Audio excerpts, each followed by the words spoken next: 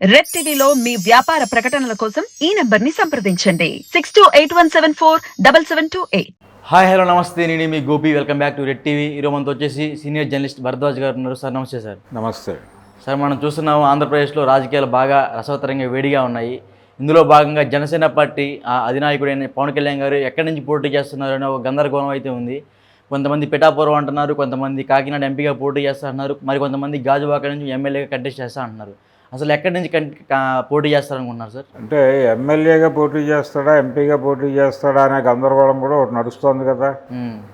ముందు ఆయన ఎమ్మెల్యేగా పోటీ చేయదలుచుకున్నాడా, శాసనసభకి వెళ్ళదలుచుకున్నాడా, పార్లమెంట్కి వెళ్ళదలుచుకున్నాడా అనేది తేలాలి ముందు. దానికి సంబంధించిన ఒక క్లారిటీ జనసేన నుంచి రావాలి.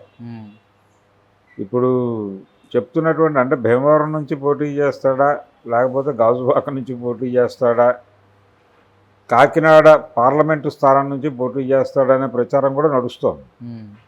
ఈ కాకినాడ స్థానం నుంచి అంటే పార్లమెంటు స్థానం నుంచి పోటీ చేస్తాడు అనే దాని వెనకాల స్టోరీ ఏంటంటే, ఎలాగూ జనసేన ఎన్డీఏలో భాగస్వామిగా ఉంది కాబట్టి ఈయన పార్లమెంటు సభ్యుడిగా గెలిచి కేంద్రంలో మంత్రి పదవి తీసుకుంటాడు అనేది.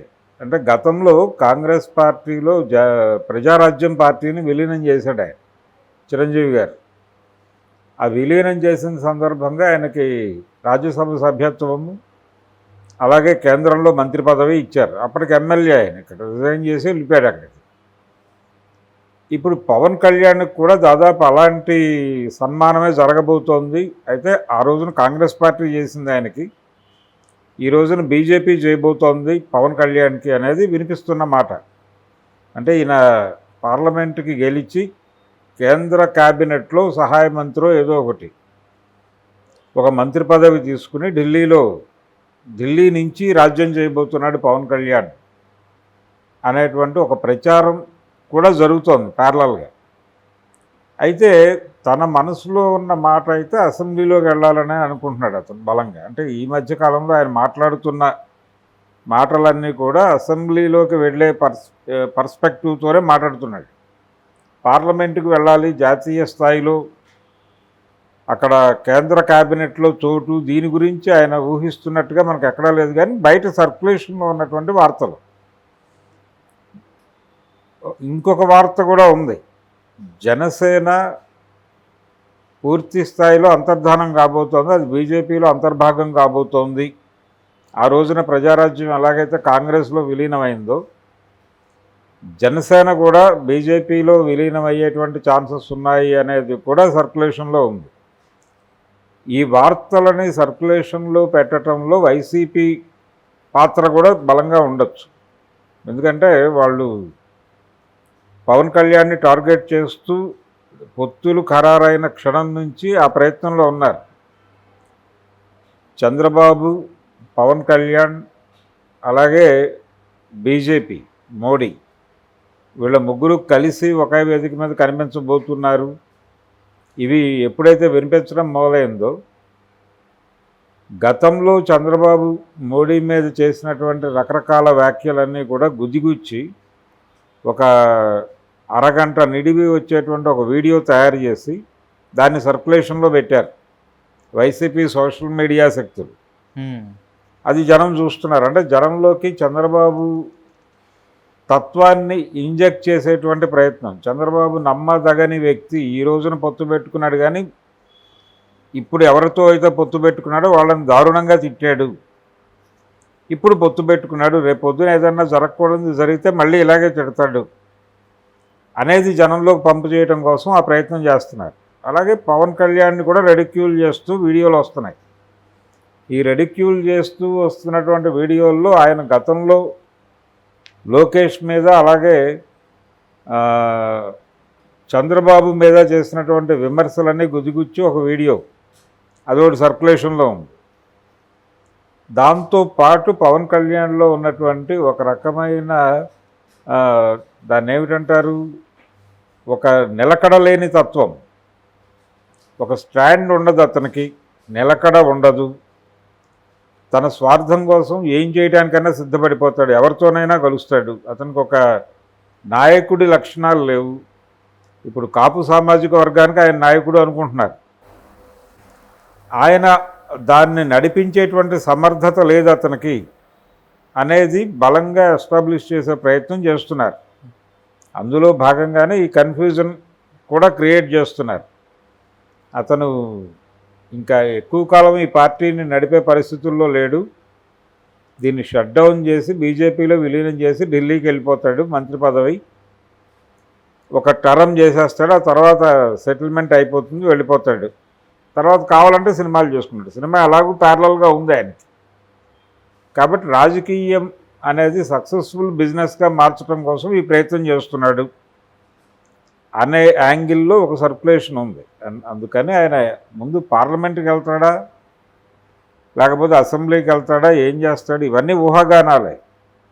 ఇదమిత్తంగా ఆయన నోట్లోంచి ఒక మాట బయటికి రావాలి. నా ఉద్దేశంలో అయితే ఆయన సాధ్యమైనంత వరకు అసెంబ్లీకి వెళ్ళే ప్రయత్నమే చేస్తాడు. పార్టీని విలీనం చేసే ప్రయత్నం చేయడు, కానీ అలా ఉంటుంది. ప్రజారాజ్యాన్ని విలీనం చేయటం మీద కూడా ఆయనకి వ్యతిరేకత ఉంది ఆ రోజున పవన్ కళ్యాణ్.